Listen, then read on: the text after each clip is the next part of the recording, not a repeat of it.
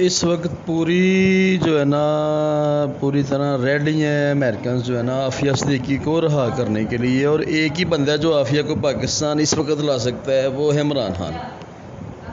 तो क्योंकि उनकी बारगेनिंग चल रही है ISI तालिबान और अमरीकियों में। और कैंडर नामी एक जो है ना वो सिविल ड्राफ्ट्समैन एक बंदा था अफ़गानिस्तान में जो CIA के लिए काम करता था। बड़े अहम अमेरिकन जो है ना राज हैं उसके पास। तो वो तालिबान ने पकड़ा हुआ है 2021 में, शायद उसको भी पकड़ा है या 20 में पकड़ा है।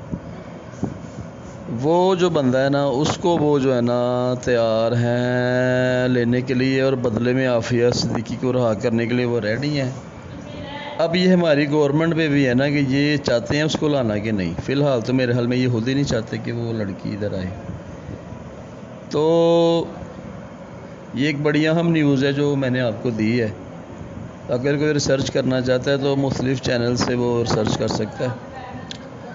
तो अमरीकी कह रहे हैं कि ये बंदा दे दें और आफिया सिद्दीकी ले लें। ठीक है, ये तस्दीक शुदा खबर है।